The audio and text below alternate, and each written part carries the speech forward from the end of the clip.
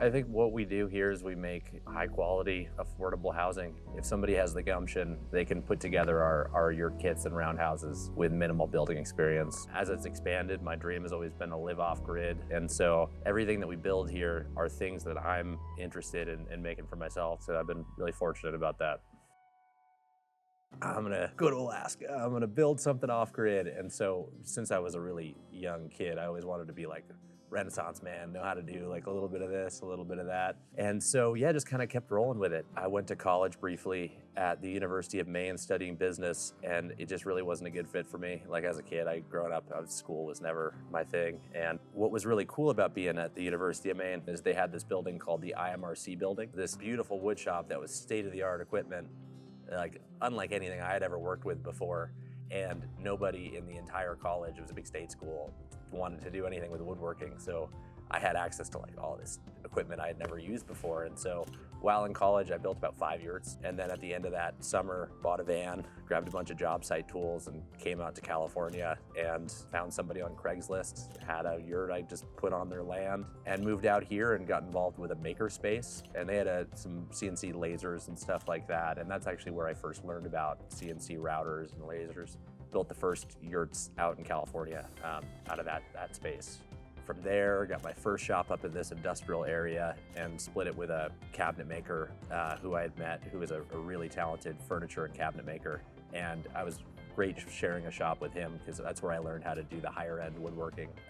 And he taught me a whole bunch about kind of the more traditional higher end woodworking techniques and jig making and all that sort of stuff. But for the first many years, it was like go see shows and party, put yurts up, and then, probably about 6 years ago, it was like, all right, it's on and we're busy. And people were taking a look at their properties a lot more and thinking, man, it'd be great to add, an Airbnb rental in the backyard, or maybe they had a property that they wanted to have like an off-grid sportsman cabin, somewhere they could go hunting. And I was running around to all the lumber yards from here to Sacramento, picking through all the clear wood I could, and then ripping it all down on the table saw, wide belt sanding it. Actually, I didn't even have a wide belt sander then, just planing it, sanding them all, drilling them all by hand.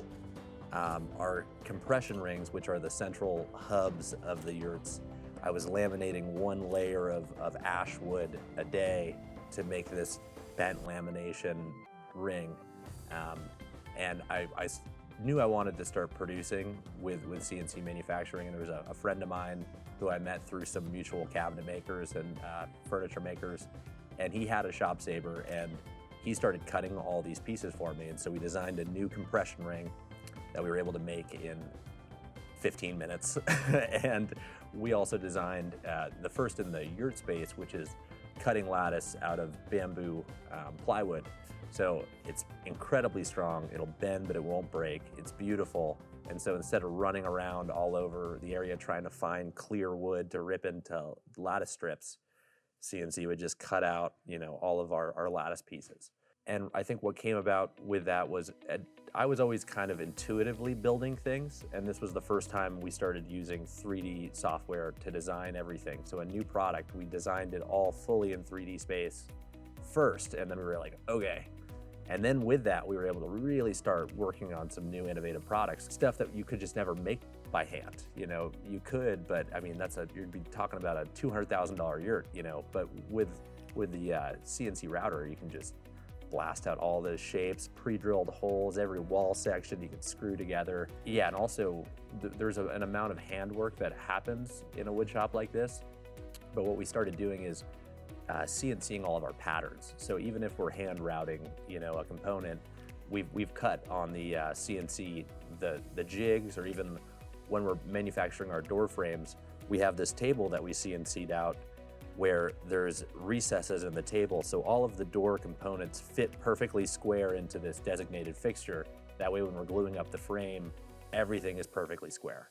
Just an incredible savings of time. And I think that last year I spent like $35,000, just in hiring all that work out. And I started looking at the machine and I was like, man, this makes sense. This is, for what I'm paying out, I could finance this machine and it'd be significantly cheaper. And man, I paid for my first machine. Yeah, I mean, really pretty, like within a year and a half or so, it was paid off. And I found out with the CNC that it's actually much cheaper to have your own machine than trying to farm that out to somebody else's business.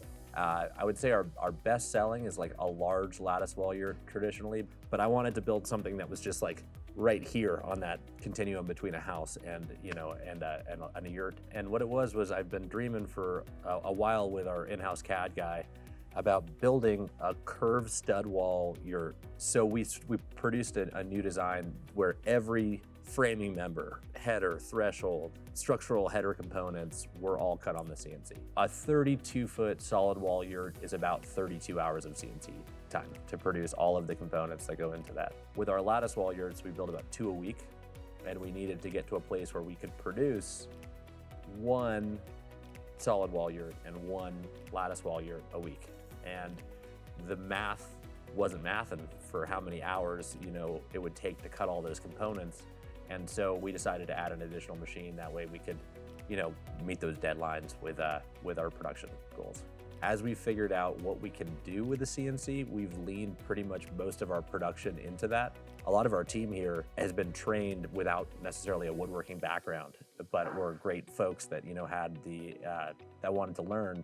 And so with using like something like the CNC to manufacture the components, it really takes a lot of that like high level woodworking thinking out of it and makes it more like somebody could put these components together and make like a really high end piece of woodworking, with taking a lot of that kind of thinking and tricky maneuvering with traditional woodworking tools out of it. 8 years ago, I had 500 square feet for something, it was like I had to pull all the tools outside to do the woodworking.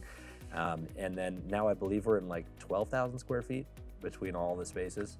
And it's just, people kept, the businesses around here started they were moving out of state or they were doing something else. So then we moved into this spot right here, so this building. And then about a year later, we took over this building.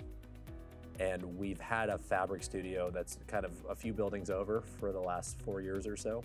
And then just about last month, we took over that 3rd unit on this row here.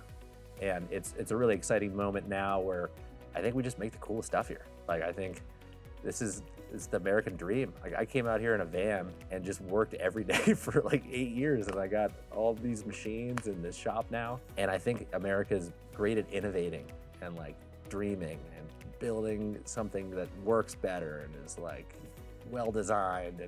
And I love that this country is a country of dreamers. I don't know, I really, in my head, I see it as the young couple, or we've done some retirement roundhouses now for folks that were able to afford to find the property of their dreams, and they can afford to build for cash this tight, insulated roundhouse that will be their forever home in retirement. And I also envision the young couple who's got the gumption that can, is down to rough it for some time and build it up. And that's what I've done on my property, is just went out there and had a well, got some solar panels and started putting yurts up, and all of a sudden then you get your hot water figured out, and then you and it just kind of levels up over time. And I see there's a huge opportunity for young people with the housing market the way it is to be able to owner finance a piece of property and buy one of our yurts or roundhouses and build it themselves and have a nice, comfortable place to live. From the first yurt to the yurts we're building today, it's just